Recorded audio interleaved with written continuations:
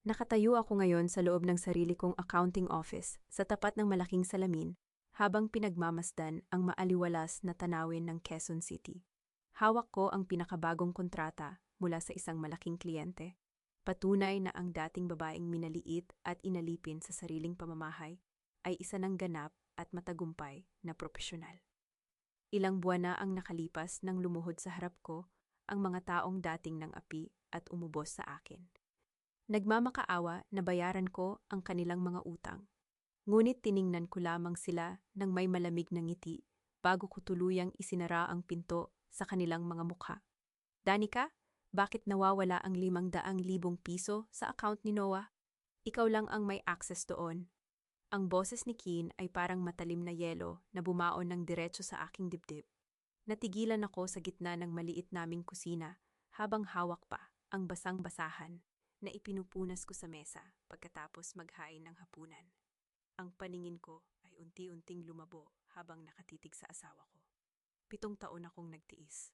7 taon akong gumising ng alas 5 ng umaga para magluto, maglaba, mag-alaga, sa biyenan kong may sakit, at magpuyat sa paggawa ng mga freelance bookkeeping sa gabi para lang may pandagdag sa panggastos ng buong pamilya Reyes. Ibinigay ko ang lahat. Isinuko ko ang sarili kong mga pangarap para sa pamilyang ito. Ngunit sa isang iglap, ang lalaking ipinaglaban ko at pinaglaanan ko ng aking kabataan ang siyang unang nagtapon ng dumi sa aking pagkatao. Hindi ako nakapagsalita agad. Nanlamig ang aking mga daliri hanggang sa maramdaman ko ang panginginig ng aking mga tuhod. Napaurong ako ng isang hakbang habang nakadama ng matinding paninikip sa aking lalamunan. Ang sakit ay hindi lumabas sa anyo ng sigaw o iyak, kundi isang mabigat at nakabibinging bara sa aking dibdib, na halos pumutol sa aking paghinga. Nasa paligid ng hapagkainan ang buong pamilya Reyes. Si Papa Rogelio na nakasandal sa kanyang silya habang nakataas ang kilay. Si Mama Maribel na marahang umiinom ng maligamgam na tubig habang may bakas ng pait sa kanyang mga labi. At si Katrina na nakatungo sa kanyang cellphone, ngunit may kakaibang kaba sa bawat galaw ng kanyang mga mata. Danica, sumagot ka, muling nagsalita si Keen. Mas mabigat at mas malamig ang tono kaysa kanina. Pang-tuition ni Noah iyon sa darating na pasukan. Pinag-ipunan natin yon ng ilang taon. Kaninang hapon pumunta ako sa bangko para mag-inquire, pero zero balance na ang savings account. Baka naman dinala na sa pamilya niya sa probinsya. Biglang singit ni Papa Rogelio ng may matigas at mapanghusgang boses. Sinasabi ko na nga ba sa iyo noon pa, Kian? Ang mga babaeng galing sa mahirap, kapag nakahawak ng malaking pera, unang iniisip ang sariling kamag-anak. Babae ka, Danica. Ang papel mo rito ay maglingkod at magsakripisyo para sa pamilya ng asawa mo, hindi ang magnakaw ng patago. Papa, huwag po muna kayong manghusga, pabulong kong sabi. Bagamat ang boses ko ay halos mabasag sa sobrang panginginig, tumingin ako kay Keen, naghahanap ng kahit kaunting tiwala sa kanyang mga mata. Keen, alam mong hinding-hindi ko gagalawin ang pera para sa kinabukasan ng anak natin. Kahit kailan, hindi ako kumuha ng kahit isang sentimo nang hindi mo nalalaman. Huwag ka nang magmalinis, Ate Danica, sabat naman ni Mama Maribel habang dahan-dahang inilalapag ang kanyang tasa. Nitong mga nakaraang buwan, napapansin kong laging may dumarating na mga package para sa'yo. Kung hindi ikaw ang kumuha, sino? Kami ba ang pagbibintangan mo? Kami na mga magulang na kumupkup sa inyo. Mama, hindi ganon. Pilit kong pinatatag ang aking boses habang pinipigilan ang luhang nagbabantang pumatak sa harap nila. Ayokong umiyak. Ayokong makita nilang lumuluhod ako sa isang kasalanang hindi ko ginawa. Ang mga package na yon ay mga resibo at dokumento mula sa mga kliyente ko sa accounting. Nagtatrabaho ako hanggang madaling araw para may maipang grocery tayo araw-araw. Tama na ang mga palusot, Danica, putol ni Keen. Ang pagkadismaya sa kanyang mukha ay parang sampal na paulit-ulit na dumurog sa natitira kong dignidad. Bukas na bukas kailangan kong bayaran ang reservation fee sa school ni Noah. Kung hindi mo maipapaliwanag kung nasaan ang pera bago sumikat ang araw, hindi ko na alam kung paano pa kita pagkakatiwalaan bilang asawa ko. Tumalikod si Keen at naglakad papasok sa aming silid. Sumunod sa kanya sina Papa Rogelio at Mama Maribel na nagbubulungan habang umiiling. Habang si Katrina naman ay mabilis na naglakad patungo sa kanyang kwarto nang hindi man lang tumitingin sa aking mga mata. Naiwan akong mag-isa sa gitna ng madilim na kusina. Ang buong paligid ay nabalot ng nakabibigat na katahimikan. Nilapitan ko ang maliit na silid kung saan mahimbing na natutulog si Noah. Hinaplos ko ang noo ng aking anak at pinagmasdan ang kanyang mapayapang mukha. Sa puntong iyon, naramdaman ko ang isang matinding apoy na sumiklab mula sa kailaliman ng aking pagkadurog. Hindi ako magpapatalo, hindi ako papayag na sirain nila ang aking pagkatao at nakawin ang kinabukasan ng aking anak. Bumalik ako sa hapagkainan, binuksan ang aking lumang laptop at nanginginig ang mga kamay na nag-log-in sa online banking portal. Sa halip na magmakaawa o umiyak magdamag, mabilis kong inilipat ang lahat ng natitirang barya mula sa aming joint checking account patungo sa isang bagong sariling account na ako lamang ang may hawak. Pagkatapos noon, pinindot ko ang buong bank statement ng nagdaang 2 taon at sinimulang i-download ang bawat pahina ng transaksyon. Nang bumukas ang unang pahina ng talaan ng mga remittance at transfer, napatitig ako sa isang paulit-ulit na detalye. Ang 500,000 piso ay hindi nawala ng minsanan. Mayroong maliliit ngunit tuloy-tuloy na paglilipat ng pondo sa loob ng huling 6 na buwan at bawat transaksyon ay nakadirekta sa isang hindi pamilyar na account number na may inisyal na KR. Habang tahimik ang buong bahay at malalim na ang gabi, nanatili akong nakatutok sa maliit na liwanag ng aking laptop habang isa-isa kong binabasa ang bawat linya ng mga transaksyon sa bank statement. Ang mga numerong nakatala doon ay hindi lamang simpleng halaga, kundi patunay ng unti-unting pagguho ng mga taong pinagkakatiwalaan ko. Ang 500,000 piso ay hindi nawala ng biglaan tulad ng sinasabi nila. Hinati-hati ito sa maliliit na halaga at unti-unting inilipat sa loob ng 6 na buwan. Bawat petsa at bawat halaga ay nag-iwan ng matinding kirot sa aking dibdib habang inaalala ko ang mga panahong halos hindi na ako kumain para lamang makapag-ipon ng kahit konti para sa kinabukasan ng aking anak. Habang abala ako sa pagpupursigi sa gabi para matapos ang mga trabahong bookkeeping, may iba palang kamay na tahimik na sumisira sa aming kinabukasan. Ang mga patak ng luha na kanina ko pa pinipigilan ay tuluyan ng pumatak sa ibabaw ng keyboard. Ngunit wala na akong pakialam sa pagod o sakit. Ang tanging nasa isip ko ay ang paghahanap ng katotohanan. Habang malalim ang iniisip ko, narinig ko ang mahinang yabag sa labas ng aming silid. Dahan-dahan kong inilapit ang aking mukha sa siwang ng pinto at natanaw ko si Mama Maribel na naglalakad patungo sa kusina para uminom ng tubig. Ang kanyang mukha ay walang bakas ng pag-aalala para sa nawawalang pera, kundi isang malamig at mapaglarong ekspresyon na lalong nagpaalab sa galit sa aking lalamunan. Naalala ko na naman ang mga araw na inalagaan ko siya nang magkasakit siya. Ang mga araw na pinagsilbihan ko siya nang walang reklamo. Dahil akala ko ay parte iyon ng pagiging isang mabuting manugang. Babae ka, ikaw ang dapat marunong magsakripisyo para sa pamilya. Ang paulit-ulit na linyang ipinukol sa akin ni Papa Rogelio, ilang oras na ang nakalipas ay patuloy na umalingaw-ngaw sa aking isipan. Para sa kanila, ang pagsasakripisyo ay hindi voluntaryong pagtulong, kundi isang obligasyon na walang karapatang magreklamo o magtanong. Pinilit nilang hubugin ako sa isang hulmahan kung saan wala akong sariling boses, wala akong sariling desisyon, at tanging tagapagsilbi lamang sa kanilang mga luho at pagkakamali. Ibinalik ko ang aking pansin sa screen ng laptop at sinundan ang huling daluyan ng pera hanggang sa marating ko ang pinakadulo ng transaksyon. Ang bawat landas ng numerong iyon ay tumuturo sa isang numero ng telepono na nakarehistro sa isang e-wallet account. Agad kong kinuha ang lumang cellphone sa gilid ng mesa at tinapat ang numerong iyon sa listahan ng mga contacts na madalas kong makita sa bahay na ito. Ang pangalan na lumitaw sa screen ay nagpatigil sa aking paghinga at nagpamanhid sa aking buong katawan. Ang buong katotohanan ay unti-unting lumitaw sa dilim, mabigat at walang kapatawaran. Kinabukasan ng tanghali, nang umalis sina Kian at Papa Rogelio para maghanap ng mahihiraman ng pera. At lumabas naman si Mama Maribel para magsimba. Naiwan kaming dalawa lamang ni Katrina sa loob ng bahay. Tahimik ang buong paligid.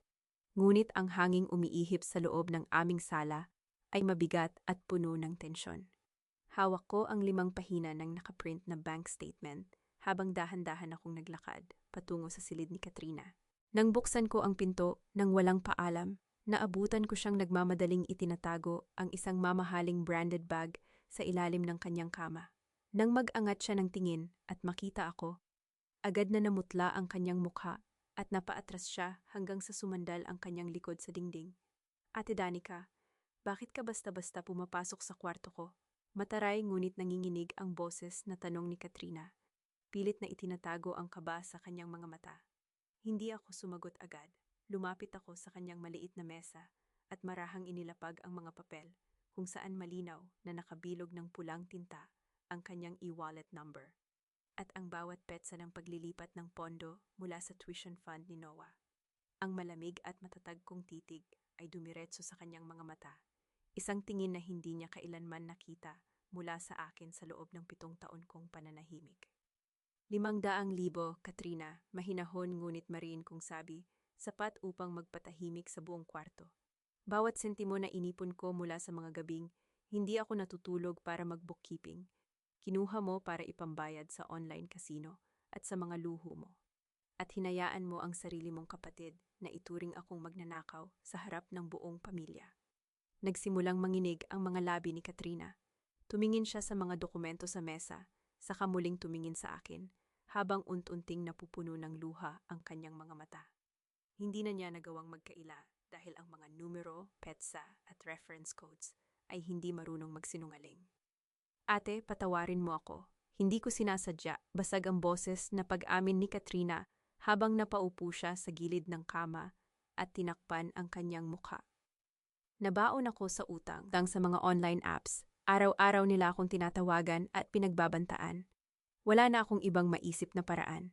Kung ganon, bakit mo ako hinayaang ipahiya ni Kian at Papa kagabi? Tanong ko habang nananatiling tuwid ang aking pagkakatayo. Pinipigilan ang bawat panginginig ng aking kalamnan. Bakit mo hinayaang sirain nila ang pagkatao ko para pagtakpan ang sarili mong kalokohan? Bumagsak ang mga balikat ni Katrina at hinawakan niya ang kanyang ulo. Hindi ko ginusto ito, ate. Noong nalaman ni Mama ang tungkol sa mga utang ko, siya mismo ang kumuha ng one-time password sa lumang phone ni Kuya Kin habang natutulog siya. Sinabi ni Mama na gawan ko ng paraan para ikaw ang lumabas na may pananagutan dahil kapag ikaw ang nasisi, hindi magagawang palayasin ni Kuya ang sarili niyang pamilya. Pero ate, maniwala ka. Gusto ko nang bayaran ng lahat. Napatitig ako kay Katrina habang lumalalim ang pait sa aking lalamunan. Ang babaeng itinuring kong sariling kapatid at ang biyenang inalagaan ko tuwing may sakit ay matagal na palang nagplano upang gawin akong pansalag sa kanilang sariling kapalpakan. Ate Danica, mag-iingat ka, pabulong ngunit madiing sabi ni Katrina habang hinawakan ng aking braso nang may tunay na takot sa kanyang mukha. Huwag mong susubukang kalabanin sina Mama at Papa. Hindi lang pera ang kinuha nila sa pamilyang ito. May mga bagay sa nakaraan na matagal na nilang inilibing para kontrolin si Kuya Kin habang buhay. Tinitigan ko si Katrina nang may pagtataka at galit. Anong ibig mong sabihin? Bago pa man makasagot si Katrina, narinig namin ang pagpihit ng doorknob sa may pintuan ng sala at ang pamilyar na boses ni Mama Maribel na nagtatanong kung nasaan ang mga tao sa bahay. Mabilis na lumayo sa akin si Katrina, ngunit bago ako tuluyang lumabas ng silid, lumingon siya sa akin at may itinurong isang bagay sa may altar ng sala. Nasa lumang kahon sa ilalim ng imahe ng Santo Niño, ang lahat ng itinatago ni Mama, mahinang bulong ni Katrina bago tuluyang isara ang pinto ng kanyang silid. Nang sumapit ang hapon, sinundo ko si Noah mula sa paaralan at dinala ko siya sa isang maliit na kainan malapit sa aming subdivision. Tahimik ang paligid habang pinagmamasdan ko ang aking anak na masayang kumakain ng kanyang merienda. Walang kamalay-malay ang musmos sa mabigat na bagyong bumabalot sa aming tahanan. sa perang ninakaw mula sa kanyang kinabukasan o sa pait na unti-unting lumalamon sa puso ng kanyang ina. Nang maubos ni Noah ang kanyang pagkain, ipinunas niya ang maliit niyang panyo sa kanyang bibig at tumitig ng diretso sa aking mga mata. Ang kanyang tingin ay kasing linaw ng tubig, walang bahid ng anumang pag-aalinlangan. Mommy, ano po ang gusto mong maging kapag malaki na ako? Ang tanong na iyon ay tila isang matalas na karayom na tumarak ng malalim sa aking dibdib. Nabitin sa ere ang baso ng tubig na aking hawak. Napatitig ako sa mukha ni Noah habang unti-unting nanuyo ang aking lalamunan. Hindi ako nakasagot agad. Sa loob ng 7 taon, ang tanging alam kong sagot sa bawat araw ay ang maging asawa ni Kian, manugang ni na Mama Maribel at Papa Rogelio, at tagapagsilbi sa bawat pangangailangan ng pamilya Reyes. Nakalimutan ko na kung sino si Danica bago siya pumasok sa pintuan ng tahanang iyon. Nakalimutan ko na ang babaeng dating may hawak ng sariling lisensya sa accounting, ang babaeng may mga pangarap na magtayo ng sariling auditing firm, at ang babaeng hindi kailanman yumukod sa kawalan ng katarungan. Mommy, muling tawag ni Noah habang hinawakan ang aking malamig na palad. Gusto kong maging isang taong maipagmamalaki mo, anak. Mahinahon kong tugon habang pinipilit na ngumiti ng buong tatag. Isang taong hindi kailanman susuko para sa iyo. Nang makauwi kami sa bahay ng bandang 7:00 ng gabi, abala ang buong pamilya sa kani-kanilang mga gawain. Si Kian ay nakaupo sa sofa habang malalim ang iniisip. Si Papa Rogelio ay abala sa panunood ng balita. At si Mama Maribel naman ay naghahanda ng gamot sa kusina. Walang sino man sa kanila ang nag-abalang magtanong kung kumusta ang aming araw. Pumasok ako sa aming silid. Pinatulog si Noah pagkatapos ng kanyang takdang aralin at agad na binuksan ang aking cellphone. Hinanap ko sa aking email ang contact number ng isang dating kliyente mula sa Makati na matagal nang nag-aalok sa akin ng regular na bookkeeping accounts. Nagpadala ako ng maikling mensahe upang formal na tanggapin ang alok para sa 3 bagong kumpanya. Hindi na ako aasa sa pondo ng pamilyang ito. Panahon na upang muling itayo ang sarili kong mga pader. Nang sumapit ang hating gabi at tulog na ang lahat, lumabas ako ng kwarto, dala ang isang maliit na flashlight. Nilapitan ko ang lumang altar sa dulo ng pasilyo kung saan nakalagay ang imahe ng Santo Niño. Naalala ko ang ibinulong ni Katrina kaninang umaga. Dahan-dahan kong inabot ang madilim na espasyo sa ilalim ng kahoy na pedestal hanggang sa maramdaman ng aking mga daliri ang malamig at maalikabok na metal. Isang lumang kahon na may kalawanging kandado ang dahan-dahan kong hinila palabas. Sa ilalim ng mantel ng altar, nakakita ako ng isang maliit na susi na nakasuksok sa gilid ng kahoy. Nang ipihit ko ang susi, dahan-dahang bumukas ang takip ng kahon. Naglabas ng amoy ng lumang papel at amag na matagal nang nakakulong sa dilim. Sa ibabaw ng mga lumang resibo at titulo, bumungad sa akin ang isang makapal na kwaderno na may kupas na kulay tsokolateng balat. Nang buksan ko ang unang pahina, napatitig ako sa mga sulat kamay na talaan ng mga pangalan at halaga ng pera na matagal nang ibinaon sa limot. Dinala ko ang lumang kwaderno sa loob ng banyo kung saan walang makakapansin sa mahinang liwanag na nagmumula sa aking cellphone. Umupo ako sa ibabaw ng nakasarang inidoro habang nanginginig ang bawat kalamnan sa aking katawan. Sa bawat paglipat ko ng pahina ng kwadernong iyon, isang malamig at nakapaninindig balahibong katotohanan ang unti-unting bumalot sa aking buong pagkatao. Ang sulat kamay sa bawat linya ay malinaw na kay Mama Maribel.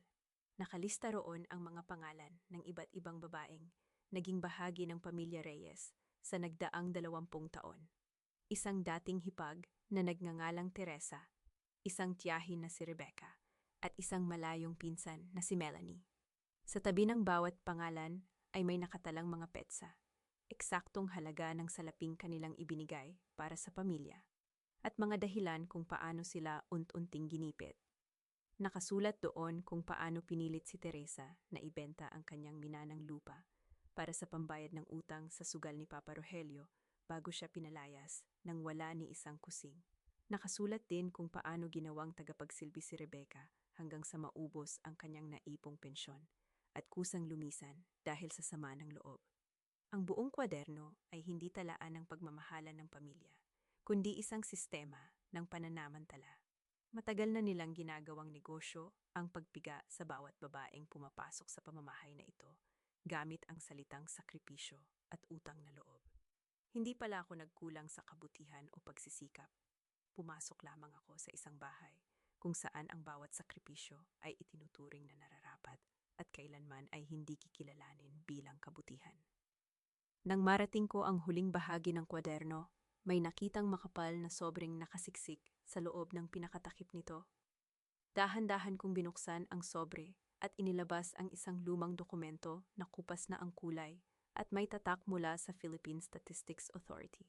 Isang orihinal na Certificate of Live Birth ang nakalantad sa aking mga kamay. Nakatala roon ang buong pangalan ng asawa ko, Kian Reyes.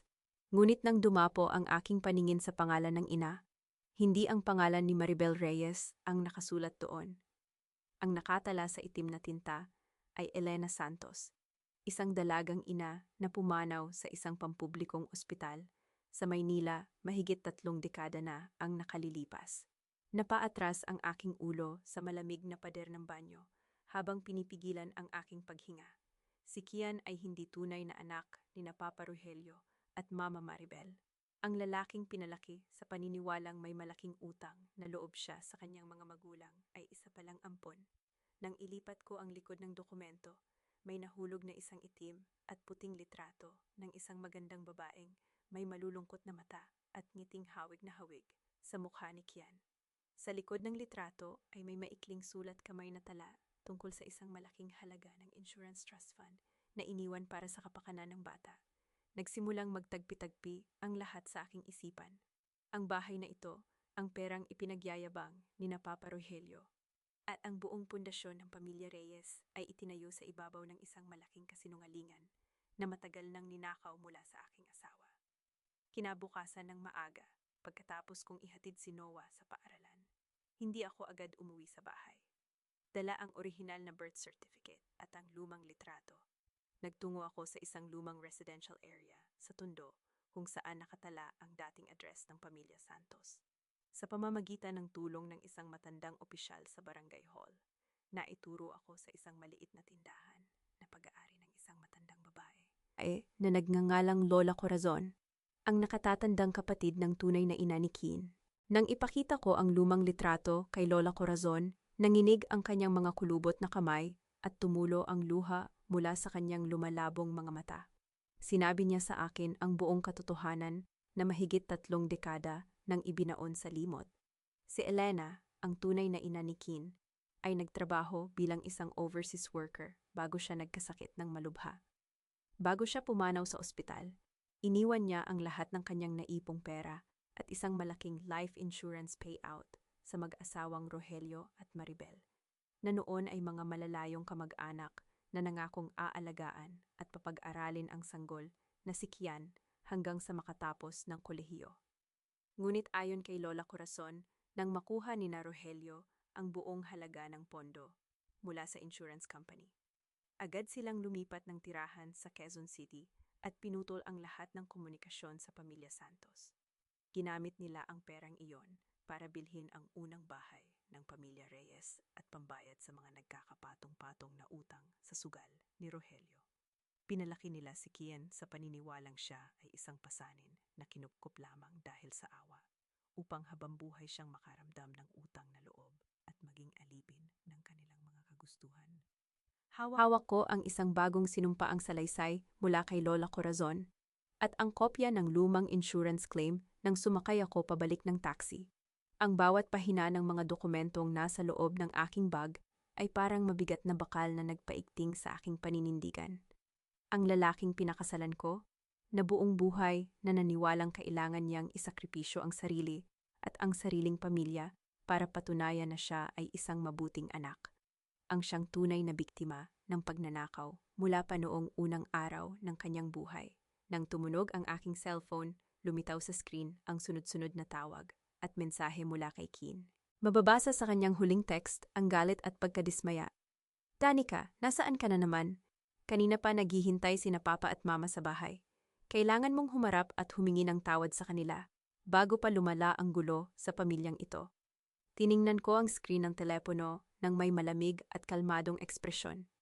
Hindi na ako ang dating Danica na natataranta sa tuwing magagalit ang pamilya Reyes. Ibinaba ko ang cellphone sa aking kandungan at huminga ng malalim habang papalapit ang taxi sa aming subdivision. Hawak ko na ngayon ang susi na magwawasak sa 30 taon ng kasinungalingan. Ngunit alam kong ang pagpapasabog nito sa maling paraan ay maaaring tuluyang sumira sa natitirang katinuan ng aking asawa.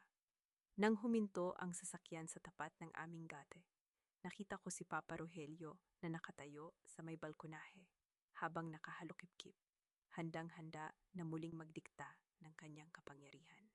Nang ihakbang ko ang aking mga paa papasok sa sala, bumungad agad sa akin ang malamig na tingin ng buong pamilya Reyes. Nakaupo si Mama Maribel sa gitnang sopa, habang nakapatong ang kamay sa kanyang dibdib. Umaaktong parang inaatake na naman ang kanyang karamdaman. Si Papa Rogelio naman ay nakatayo malapit sa pintuan. Matalim ang titig at handang magbitiw ng mga masasakit na salita, habang si Kian ay nakayuko sa gilid ng mesa, tila pagod na pagod sa walang katapusang tensyon. "Saan ka nanggaling, Danica?" Bungad ni Papa Rogelio nang may boses na naguutos at puno ng pagmamataas. 12:00 na ng tanghali, walang nakahandang tanghalian sa kusina. Hindi ka man lang nag-asikaso sa biyenan mo bago ka gumala kung saan-saan. Akala mo ba reyna ka sa pamamahay na ito? Hindi ako sumagot ayon sa inaasahan nila. Sa halip na humingi ng tawad o magmadaling pumunta sa kusina tulad ng dati, dahan-dahan kong inilapag ang aking bag sa ibabaw ng mesa, tumayo ng tuwid at tumingin ng diretso sa mga mata ni Papa Rogelio. "Mula ngayon, hindi na ako magluluto ng hiwalay na pagkain para sa inyo, mahinahon, ngunit malinaw kong pahayag, walang bahid ng takot o pag-aalinlangan. May mga kamay at paa kayo para maghanda ng sarili ninyong tanghalian. At mula sa araw na ito, hindi na rin ako magbibigay ng panggastos para sa mga luho o pansariling gamot na hindi naman kailangan." Napatayo si Mama Maribel mula sa kanyang pagkakahiga.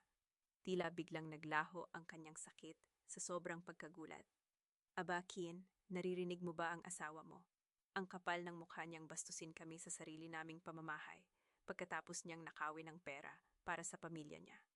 "Wala akong ninakaw kahit isang sentimo," sagot ko, habang inilalabas ang isang folder mula sa aking bag at inilalapag ito sa gitna ng mesa sa harap ni Kian.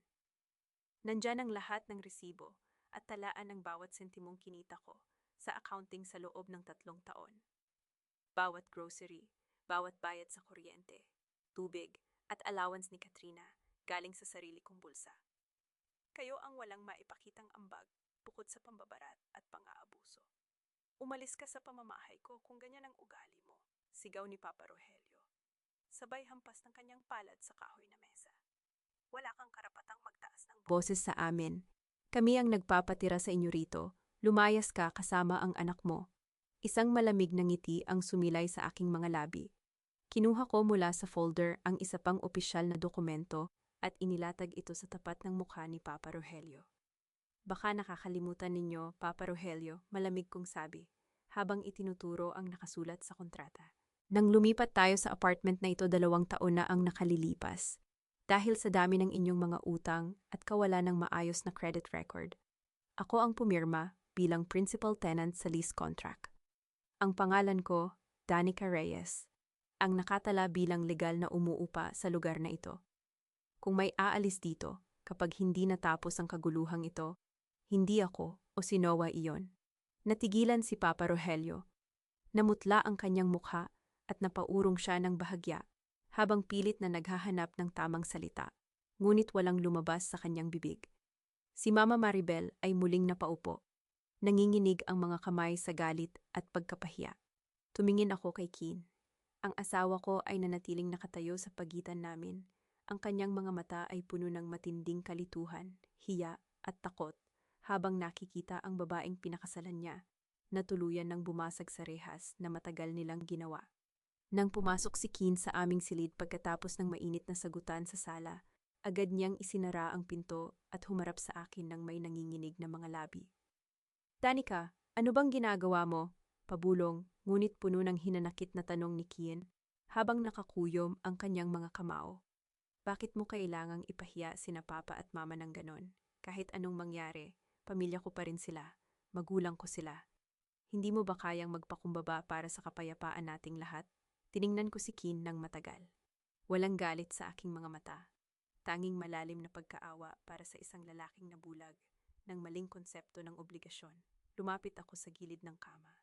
Kinuha ang unang brown envelope mula sa aking bag at inilapag ito sa kanyang mga kamay. Buksan mo, Kian, mahinahon kong sabi. Tingnan mo kung sino talaga ang sumira sa kapayapaan na sinasabi mo. Dahan-dahang binuksan ni Kian ang sobre. Habang binabasa niya ang opisyal na bank audit report at ang bawat resibo ng transfer, unti-unting nawala ang kulay sa kanyang mukha. Malinaw na nakasaad doon ang numero ng e-wallet ni Katrina. Ang mga petsa kung kailan kinuha ang bawat 10 at 20,000 piso mula sa tuition fund ni Noah at ang logs ng paggamit ng one-time password mula sa sarili niyang lumang cellphone. Hindi. Paanong nangyari ito? Nanginginig ang boses ni Kian habang bumabagsak ang kanyang mga kamay. Si Katrina ang kumuha ng perang pinaghirapan natin para sa anak natin. Tawagin mo ang kapatid mo, Kian. Papasukin mo siya rito at tanungin mo siya ng harapan. Tugon ko ng buong tatag. Nang buksan ni Kian ang pinto at tawagin si Katrina, pumasok ang kanyang kapatid na umiiyak at halos hindi makatingin sa kanya. Sa harap ng mga nakalatag na ebidensya, tuluyang lumuhod si Katrina at inamin ang lahat. Ang pagkalulong sa online sugal, ang pagbabanta ng mga collectors, at kung paanong si Mama Maribel mismo ang nagplano ng pagkuha ng pera upang ibunton sa akin ang buong sisi. Bumagsak si Kian sa gilid ng kama. Hawak ang kanyang ulo habang nanginginig ang buong katawan. Ang sakit at kahihiyan sa kanyang mukha ay hindi maikukubli. Naisip niya ang lahat ng mga masasakit na salitang ibinato niya sa akin noong gabing nawala ang pera. Ang kawalan niya ng tiwala sa babaeng nag-alay ng buong buhay para sa kanya. Danica, patawarin mo ako, basag ang boses na bulong ni Kian habang tumutulo ang luha sa kanyang pisngi. Napakalaki ng kasalanan ko sa iyo. Hindi ko naisip na magagawa nila ito sa atin. Lumapit ako sa mesa at kinuha ang pangalawang folder, ang mas makapal at mas mabigat na dokumentong naglalaman ng 30 taon ng lihim. Dahan-dahan ko itong inilapag sa tapat ni Kian. Hindi lang iyan ang hindi mo alam tungkol sa pamilyang pilit mong pinoprotektahan, Kian, malamig kong sabi. Binuksan ni Kian ang folder at bumungad sa kanya ang orihinal na Certificate of Live Birth mula sa Maynila, ang lumang insurance settlement document, at ang itim at puting litrato ng isang babaeng nagngangalang Elena Santos. Nang mabasa ni Kian ang pangalan ng kanyang tunay na ina at makita ang sarili niyang mga mata sa mukha ng babae sa litrato, napatigil ang kanyang paghinga. Nanigas ang kanyang mga daliri habang binabasa ang halaga ng pondo na matagal nang ninakaw sa kanya ni Rogelio at Maribel Reyes. Bumukas ang pinto ng aming silid at lumabas si Kian nang may mabibigat na yabag patungo sa gitna ng sala. Hawak niya sa kanyang nanginginig na kanang kamay ang lumang birth certificate, ang sinumpaang salaysay mula kay Lola Corazon, at ang lumang litrato ni Elena Santos. Nakasunod ako sa kanyang likuran, na natiling tahimik ngunit may matatag na tindig, habang pinagmamasdan ang bawat galaw sa paligid. Nasa sala pa rin sina Papa Rogelio at Mama Maribel, tila naghihintay na lumabas si Kian upang pilitin akong humingi ng tawad sa kanila. Nang makita nila ang pamumutla at ang matinding galit sa mukha ng kanilang itinuring na anak, bahagyang nagbago ang timpla ng kanilang mga mukha. Kian, ano bang nangyayari sa loob ng kwartong iyan? Tanong ni Mama Maribel habang pilit na pinatatamis ang kanyang boses. Pagsabihan mo iyang asawa mo, huwag mong hayaang wasakin niya ang respeto sa pamilyang ito. Walang imik na lumapit si Kian sa harap ng salaming mesa at marahas na inilapag doon ang mga lumang dokumento kasama ang litrato ng kanyang tunay na ina. Sino si Elena Santos? Ang tanong ni Kian ay hindi malakas, ngunit ang lamig at bigat nito ay parang yelong nagpatahimik sa buong kabahayan. Nang dumapo ang paningin ni Papa Rogelio at Mama Maribel sa pangalan sa birth certificate at sa lumang litrato, biglang nawala ang lahat ng kulay sa kanilang mga mukha. Napasinghap si Mama Maribel at napaatras sa sofa, habang si Papa Rogelio naman ay napakapit ng mahigpit sa sandala ng kanyang upuan, nanginginig ang mga labi at hindi makapagsalita. Kayan, saan mo nakuha ang mga iyan? Pautal-utal na tanong ni Papa Rogelio habang pilit na iniiwas ang kanyang tingin. Wala kang naiintindihan sa nakaraan. Ginawa namin ang lahat para palakihin ka ng maayos. Palakihin ako ng maayos. Pumutok ang boses ni Kian, puno ng pait at 30 taon ng naipong hinanakit. Pinalaki ninyo ako sa takot at sa paulit-ulit na panunumbat na may malaki akong utang na loob sa inyo. Buong buhay ko, pinaniwala ninyo akong isang pulubi na kinupkop ninyo dahil sa awa. Pero ang totoo, ninakaw ninyo ang perang iniwan ng nanay ko bago siya namatay. Ginamit ninyo ang perang iyon para sa sarili ninyong bahay at sa mga utang ninyo sa sugal. Tapos ginawa ninyo akong alipin ng mga obligasyon ninyo hanggang sa pati ang asawa at anak ko ay pinagnakawan ninyo.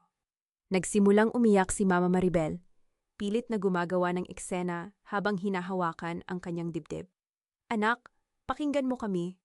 Ginawa namin yon para sa kabutihan mo, magulang mo pa rin kami. Iiwan mo ba kami dahil lang sa mga lumang papel na iyan? Iiwan mo ba ang mga taong nag-aruga sa iyo dahil sa sulsol ng babaeng iyan? Tumingin si Kian sa dalawang matandang matagal niyang pinagsilbihan ng buong puso. Sa unang pagkakataon sa kanyang buhay, hindi tumalab ang luha at manipulasyon ni Maribel. Hindi ko kayo iniiwan dahil sa asawa ko, matatag na sagot ni Kian habang pinipigilan ang sarili niyang mga luha. Pinipili ko lang na huwag nang mawala ang sarili ko para mapatunayan na mabuti akong anak. Tapos na ang panahong ginagawa ninyong dahilan ang utang na loob para sirain ang buhay ng mga taong tunay na nagmamahal sa akin. Nang makitang tuluyan ng nabigo ang kanilang drama, biglang tumayo si Mama Maribel at galit na lumingon sa akin. Matalim ang mga mata at puno ng poot. Kasalanan mo lahat ito, Danica, sigaw ni Maribel habang nanginginig ang daliri na nakaturo sa aking mukha. Ikaw ang sumira sa pamilyang ito. Ikaw ang nagdala ng malas at naghiwalay sa amin ng anak ko. Hindi ako kumurap. Lumakad ako ng isang hakbang pasulong at tiningnan siya ng may buong dignidad at kapayapaan sa aking kalooban. Hindi po, Mama Maribel, mahinahon, ngunit mariin kong sagot.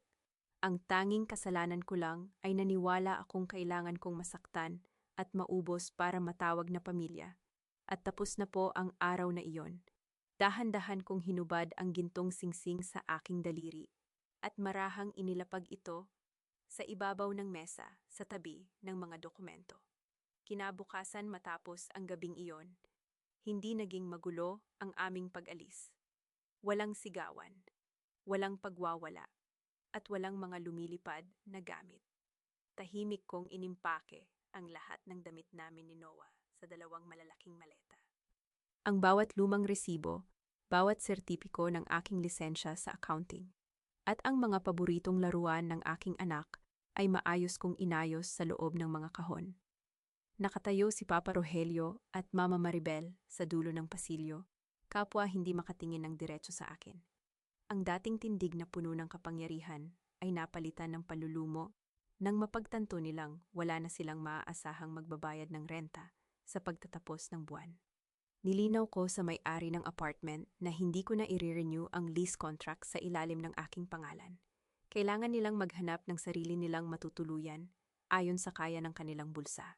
Danica, sigurado ka ba rito? Mahinang tanong ni Kian habang buhat ang isa sa mga maleta namin pababa ng hagdan. Namamaga pa rin ang kanyang mga mata mula sa magdamag na pag-iyak at may malalim na sugat sa kanyang boses. Kailangan ba talagang magkahiwalay muna tayo? Humarap ako sa kanya sa tapat ng pintuan. Tiningnan ko ang lalaking mahal ko pa rin, ngunit alam kong pareho kaming may mga basag na bahagi na kailangang buuin ng magkahiwalay. Kailangan natin ito, Kian. Mahinahon kong tugon habang hinawakan ko ang kanyang balikat. Kailangan mong harapin ang sarili mong sugat nang hindi ako ginagawang panakipputas. At kailangan kong ibalik ang Danica na matagal kong kinalimutan. Kung nakatadhana tayong magkasama, magtatagpo tayo muli bilang dalawang buong tao, hindi bilang dalawang taong nagpapasa ng kasalanan ng iba. Lumipat kami ni Noah sa isang maliit, ngunit maliwanag na apartment, malapit sa isang commercial center sa Diliman. Ang unang buwan ay hindi naging madali, ngunit sa unang pagkakataon sa loob ng 7 taon, nakahinga ako ng maluwag ng walang takot sa sasabihin ng ibang tao. Sa maliit na espasyo sa sala, naglagay ako ng isang simpleng mesang kahoy, isang computer, at isang maliit na estante ng mga accounting books. Doon ko sinimulan ang aking maliit na consultancy office. Isang hapon, habang nag-aayos ako ng mga dokumento para sa isang bagong kliyente, tumunog ang doorbell. Nang buksan ko ang pinto, nagulat ako nang makita ko si Katrina na nakatayo roon. Suot niya ang uniforme ng isang fast food chain. Bakas sa kanyang mukha ang pagod, ngunit may kakaibang linaw at kapakumbabaan sa kanyang mga mata. Inabot niya sa akin ang isang puting sobre. Nang silipin ko ang loob, naglalaman yon ng 5,000 piso kasama ang isang sulat. Ate Danica, ito po ang unang sahod ko mula sa trabaho ko bilang crew. Basag ang boses na sabi ni Katrina habang nakatungo. Alam kong maliit pa ito kumpara sa 500,000 na nasira ko, pero nangangako ako na huhulugan ko ito buwan-buwan hanggang mabayaran ko ang bawat sentimo. Patawarin mo ako, ate. Salamat dahil hindi mo ako ipinakulong, at salamat dahil tinuruan mo akong harapin ang sarili kong mga pagkakamali. Tiningnan ko si Katrina. Walang galit na natira sa aking puso. Tanging ginhawa na may isang taong natutong magbago dahil sa katotohanan. Tanggapin mo ang sarili mong pagsisikap, Katrina. Ipagpatuloy mo iyan para sa sarili mo. Makalipas ang 2 linggo, habang abala ako sa pag-imprenta ng mga financial reports, muling narinig ang mahinang katok sa pinto. Nang marinig ni Noah ang pamilyar na boses mula sa labas, mabilis siyang tumakbo patungo sa pintuan, nang may malaking ngiti sa kanyang mga labi. Nakatayo sa labas si Keen, may hawak na simpleng pumpon ng mga bulaklak at isang folder ng referral mula sa kanyang therapist. Handang kumatok muli sa pintuan ng aming buhay. Pinapasok ko si Keen sa loob ng apartment. Nagpaalam muna siya para yakapin si Noah na noon ay sabik na nagkwento tungkol sa kanyang bagong proyekto sa eskwelahan. Nang pumasok si Noah sa kanyang silid para maglaro, umupo kami ni Keen sa maliit na bilog na mesa sa may kusina. May 2 tasa ng mainit na kape sa aming pagitan. Ibang-iba na ang anyo ni Kian ngayon kumpara sa lalaking nanginginig sa takot at litong-lito ilang buwan na ang nakalipas. Bagamat may kaunting bakas ng pagod sa ilalim ng kanyang mga mata, mas kalmado at mas maliwanag ang kanyang titig. Inilapag niya sa mesa ang kanyang therapy notebook kung saan nakatala ang kanyang mga lingguhang sesyon para harapin ang trauma ng pagiging ampon at ang pagkalas sa emosyonal na manipulasyon. Kinausap ko na sina Papa at Mama noong 1 linggo, panimula ni Kian. Matatag ang boses ngunit may kaunting pait. Lumipat na sila sa isang maliit na kwarto sa bandang Bulacan. Nagbibigay ako ng kaunting allowance bawat buwan para sa pagkain at maintenance nila, dahil iyon ang tamang gawin bilang taong nagpalaki sa akin. Pero nilinaw ko sa kanila na hindi na sila makakialam sa desisyon ko sa buhay. At kailanman ay hindi na nila mahahawakan ang pera ko o ng pamilya ko. Tahimik akong nakinig habang pinagmamasdan ang bawat paggalaw ng kanyang mga kamay. Nakita ko ang isang taong sa wakas ay natutong maglagay ng matibay na bakod sa pagitan ng responsibilidad at pagpapauto. Nagagalit pa rin ba sila? Tanong ko. Noong una, pilit pa rin nilang ginagamit ang panunumbat, sagot ni Keen sabay mapait ng ngiti. Sinabi ni Mama na wala raw akong utang na loob, pero hindi na ako nagpaliwanag o nakipagtalo. Iniwan ko ang allowance nila sa mesa at umalis ako. Sa wakas, Danica, naintindihan ko na ang sinabi mo noon. Ang paggalang sa magulang ay hindi nangangahulugang pagpapakamatay para sa kanilang kapritsyo. Tumingin si Keen ng diretso sa aking mga mata, puno ng pagsisisi, ngunit may kasamang pag-asa. Hindi ako pumunta rito para hilingin na bumalik agad ang lahat sa dati na parang walang nangyari. Alam kong marami akong nasira sa tiwala mo. Nandito ako para ipakita na handa akong magsimula muli. Kung bibigyan mo pa ako ng puwang sa buhay mo, bilang isang taong natutong tumayo sa sarili niyang mga paa. Huminga ako ng malalim at uminom ng kaunting kape bago sumagot. Kian, hindi ko isinara ang pinto sa'yo, pero hindi na rin ako papayag na bumalik sa lumang hulmahan. Ang buhay ko ngayon ay may sarili ng direksyon. May sarili akong pangarap, may sarili akong kita, at hindi ko na kailanman isusuko ang sarili kong boses para lang maging maayos ang lahat. Tumango si Kian, buong pusong tinatanggap ang bawat katagang aking binitawan. Naiintindihan ko, Danica, at ipinapangako ko na ang bawat hakbang natin pasulong ay nakatuntong sa pantay na respeto. Kinabukasan, isang kinatawan mula sa isang lumalaking kumpanya ng logistics sa Pasig ang personal na bumisita sa aking maliit na opisina. Pagkatapos ng 2 oras na masusing pagrepaso sa aking mga ipinakitang financial audit samples, formal nilang inalok sa akin ang isang taunang kontrata para pamahalaan ang buong accounting department ng kanilang 3 sangay. Nang ilagay ko ang aking pirma sa ibaba ng kontrata, naramdaman ko ang isang kakaibang ginhawa sa aking dibdib. Sa labas ng pintuan ng aking opisina, formal kong isinabit ang isang bagong gawang karatula na may nakasulat na mga letrang nagmarka sa aking bagong simula, Danica Reyes Accounting Services. 1 taon ang mabilis na lumipas mula ng araw na pinili kong isara ang pinto sa mga taong umabuso sa aking kabutihan. Sa loob ng panahong iyon, ang maliit kong accounting office sa Diliman ay naging tahanan ng bagong pag-asa at walang humpay na pagsusumikap. Hindi naging madali ang bawat buwan, ngunit bawat sentimong pumapasok sa aking sariling bank account ay bunga ng aking sariling talino, lakas at malinis na konsensya. Mayroon na akong 3 regular na assistant na tumutulong sa pag-aasikaso ng mga tax returns at financial reports para sa mahigit 20 maliliit na negosyo sa Metro Manila. Isang maaliwalas na Sabado ng hapon, nakatayo ako sa tabi ng bintana ng aking opisina habang pinagmamasdan ang gintong sinag ng papalubog na araw sa kalangitan ng Maynila. Ang dating bigat sa aking dibdib at ang kaba tuwing may maririnig na yabag ay tuluyan ng napalitan ng malalim at payapang katahimikan. Sa kabilang mesa, tahimik na nagdodrawing si Noah habang si Kian naman ay nag-aayos ng mga resibo para sa buwanang filing. Hindi naging madali ang aming proseso ng paghihilom, ngunit sa pamamagitan ng patuloy na pag-uusap, tamang espasyo at pagrespeto sa mga bagong hangganan na aking itinakda, natutunan naming buuin muli ang aming samahan. Hindi na bilang 2 taong nakatali sa takot at maling obligasyon, kundi bilang 2 individual na piniling magtulungan ng may buong paggalang sa dignidad ng bawat isa. Bawat buwan, patuloy pa rin ang pagpapadala ni Katrina ng kanyang bahagi para sa unti-unting pagbabayad ng perang nagalaw noon. Natuto na siyang magbanat ng buto, tumayo sa sarili niyang mga paa, at hindi na umasa sa kapritsyo ng kanyang mga magulang. Sina Papa Rogelio at Mama Maribel naman ay nanatiling namumuhay ng payak sa probinsya. Nabubuhay sa sapat na allowance na ipinapadala ni Kian nang walang karapatang manghimasok o magdikta sa aming buhay. Walang naghiganti, walang sinira, ngunit ang bawat isa ay napunta sa lugar kung saan itinuro sa kanila ng sarili nilang mga gawa, ang tunay na kahulugan ng pananagutan. Nang matapos ni Noah ang kanyang iginuguhit, tumayo siya mula sa kanyang upuan at dinala ang papel sa tapat ko. Isang larawan iyon ng aming 3 na nakatayo sa harap ng isang maliit ngunit maliwanag na bahay na may malaking ngiti sa aming mga labi.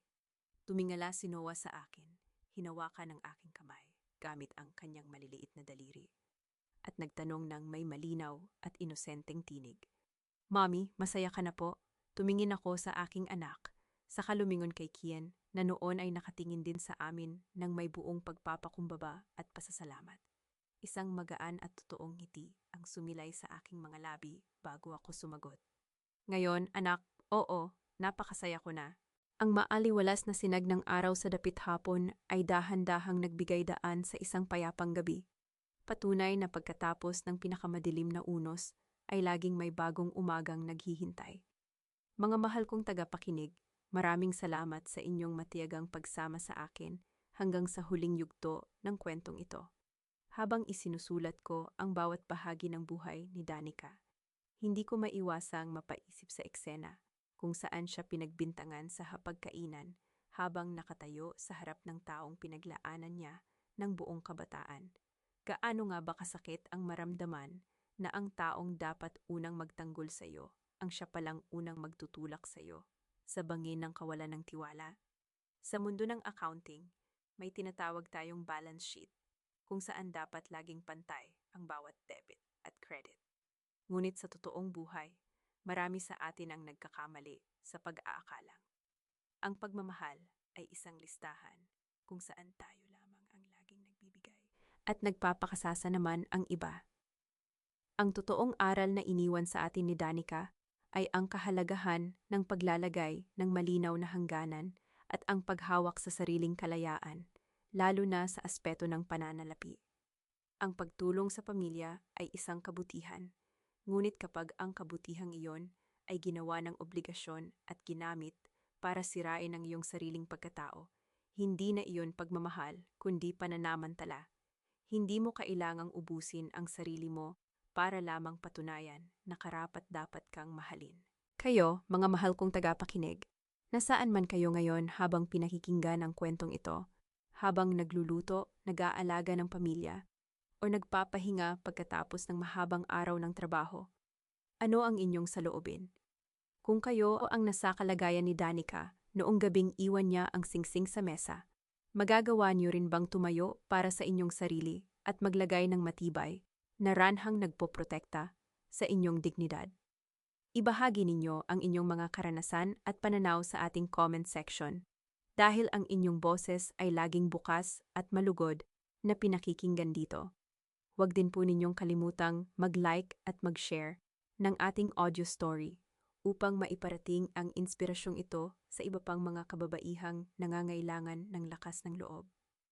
Nawa ay maging mapayapa, ligtas, at puno ng pag-asa ang inyong pamumuhay araw-araw. Manatiling matatag at huwag kailanman hayaang nakawin ng iba ang inyong sariling liwanag. Pamagat ng kwento, ang balance sheet ng aking dignidad. Ang kwentong ito ay isinulat hango sa mga totoong karanasan ng buhay sa ating lipunan. Iniaalay para sa lahat ng mga patuloy na lumalaban at naghahanap ng katarungan sa gitna ng sariling sakripisyo. Paalala, ang lahat ng mga karakter at pangyayari sa kwentong ito ay muling isinulat bilang katang-isip at walang layuning manira o umatake sa sinuman. Ito ay nilikha para sa layunin ng libangan at pagbabahagi ng positibong aral sa buhay.